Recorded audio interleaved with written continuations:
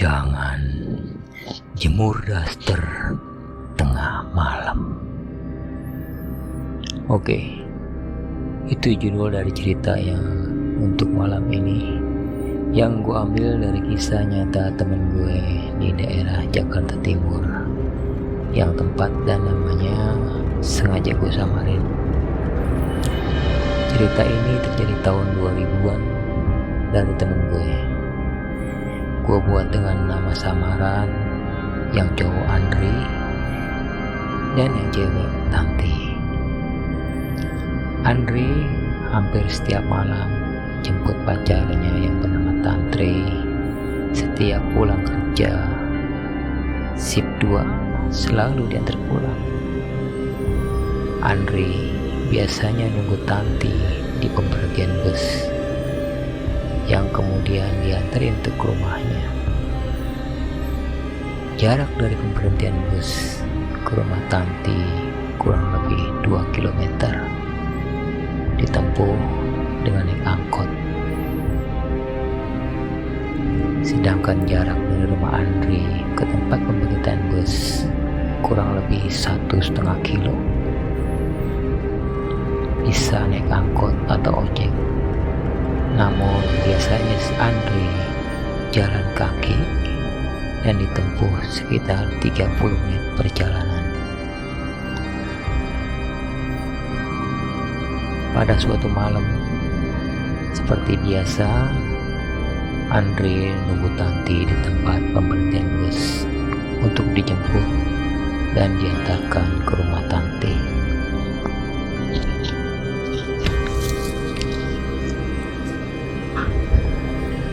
Suasana pada malam itu mendung, namun belum turun hujan. Andri seperti biasa berjalan kaki dari rumahnya menuju tempat pemberhentian bus, di mana Tanti turun di sana. 4 jam 11.15 bis tiba, dan Tanti pun turun dari bus. Kemudian Andri menyebutnya, tapi mereka nggak langsung pulang. Mereka mampir dulu ke tukang nasi goreng untuk melepaskan lapar. Setelah selesai makan nasi goreng pada jam 12 malam, Andri pun mengantarkan Tanti ke rumahnya dengan naik angkot. Perjalanan dari tempat pemberhentian bus ke rumah Tanti kurang lebih sekitar 15 menit.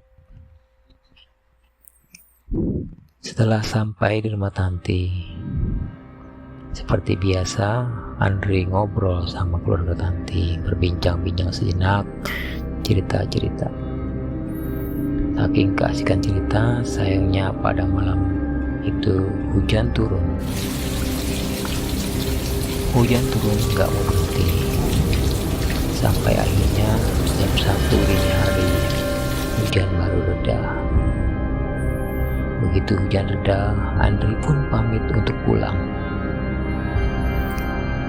Andri pulang naik angkot kembali ke tempat pemberhentian bus. Setelah sampai di tempat pemberhentian bus tepat jam 1.15, keadaan sekelilingnya mulai sepi.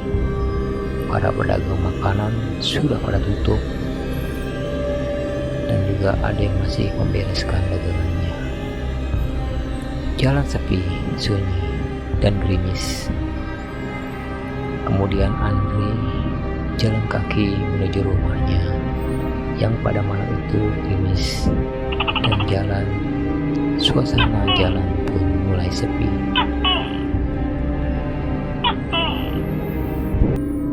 Dan kemudian sampai di jalan setapak. Di jalan setapak yang kanan kirinya kebun singkong milik warga sekitar.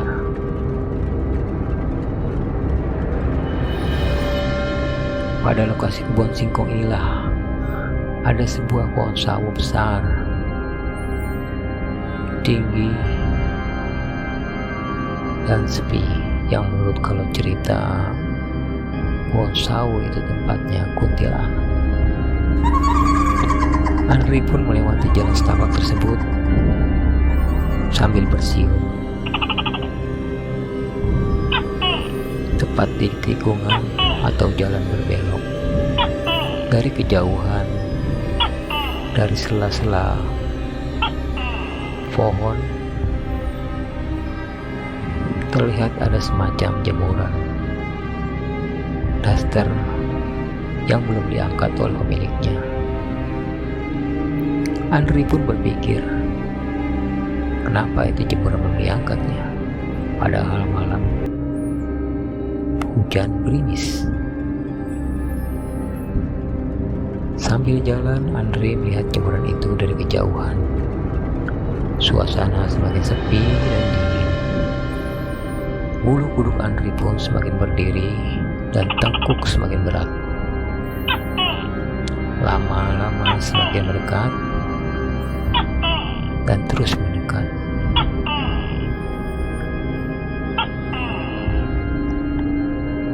Setelah jarak semakin dekat, tampak jemuran daster tersebut tidak lagi terlihat seperti jemuran daster.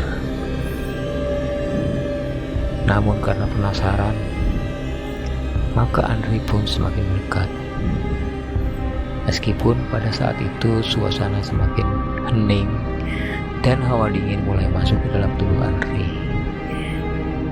Bulu kuduk Andri pun semakin berdiri.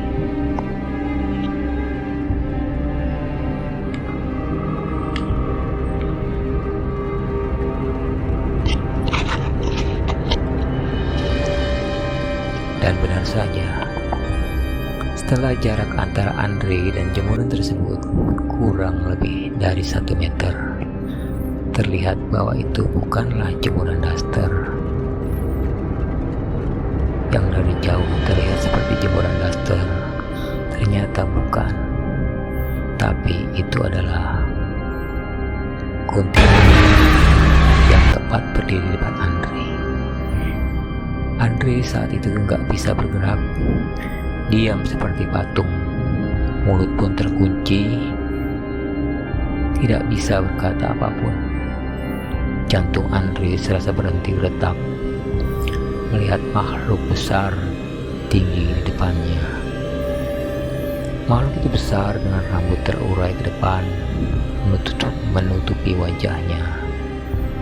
Makhluk itu tembus pandang dan transparan. Kejadian itu berlangsung hanya beberapa detik, namun buat Andri kejadian itu lama sekali. Akhirnya setelah sekian lama, makhluk itu pun menghilang dengan sendirinya, dan Andri pun tersadar. Begitu sadar, Andri pun berlari menjauhi tempat tersebut menuju rumahnya. Sampai di rumahnya, pintu diketuk dengan keras.